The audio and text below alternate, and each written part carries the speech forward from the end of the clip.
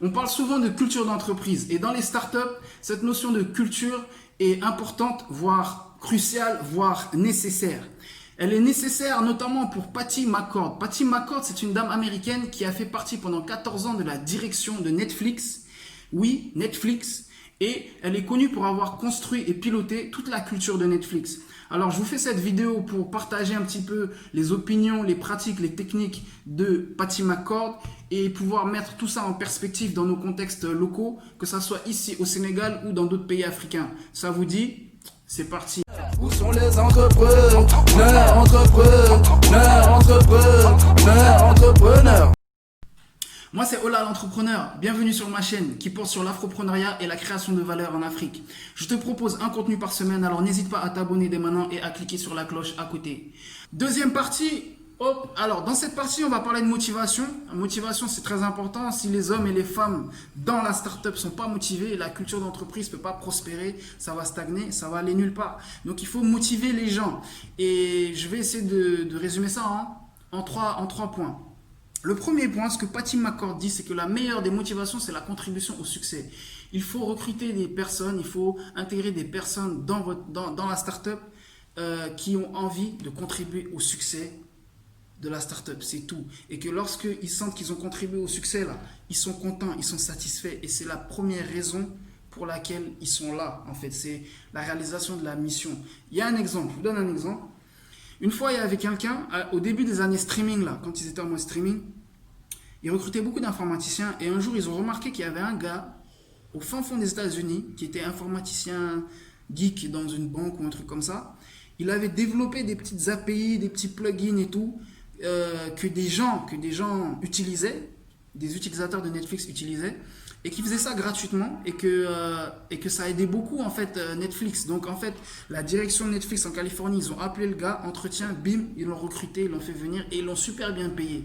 Et quand ils l'ont super bien payé, ils ont dit, le gars a dit mais moi je n'étais pas venu pour l'argent, moi c'est que j'aime ce que vous faites, j'aime la plateforme, j'ai envie que ça marche et tout, et c'est pour ça que je faisais ça dans mon temps libre gratuitement en fait. Et ben ce qu'elle dit c'est que c'est des gens comme ça qu'il faut.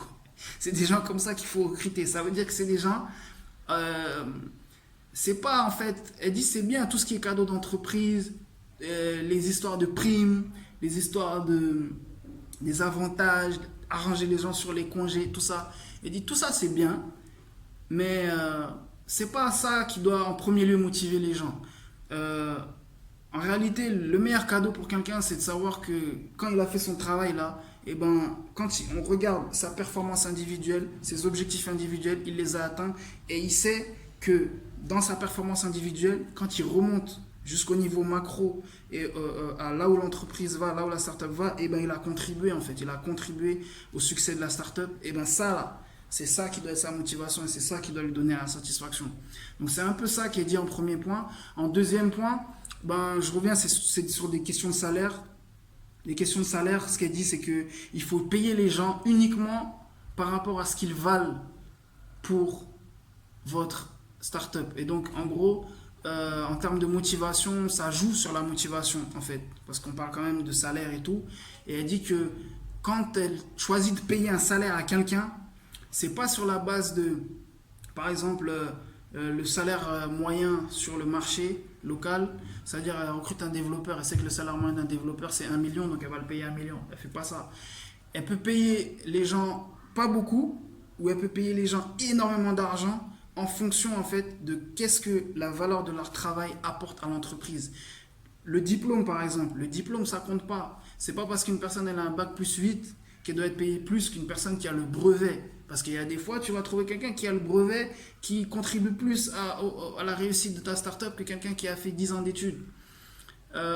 Donc, elle dit que l'ancienneté aussi, ça compte pas. En fait, il n'y a rien qui compte à part dans tes performances.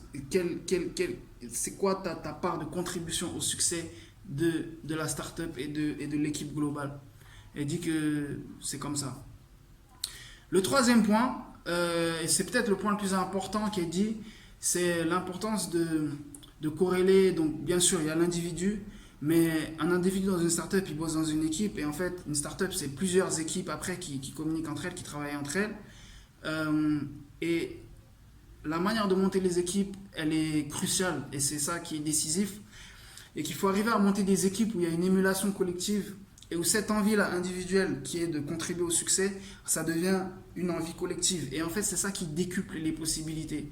Parce qu'une personne tout seule, si elle est ultra motivée, c'est top. Mais quand vous arrivez à monter une équipe et que chaque personne de l'équipe, le matin quand elle se lève, elle est contente de venir parce qu'elle retrouve des gens comme elle, qui sont compétents, qui ont la conscience professionnelle, qui sont là pour travailler et qui ont envie de contribuer au succès, en fait, ça multiplie les possibilités, ça accélère la croissance et ça nourrit la culture de l'entreprise, de la start-up. Et donc, c'est vers ça qu'il faut aller. C'est la fin de la deuxième partie. J'espère que ça t'a plu. N'oublie pas de t'abonner et de cliquer sur la cloche. On se donne rendez-vous la semaine prochaine pour la troisième partie.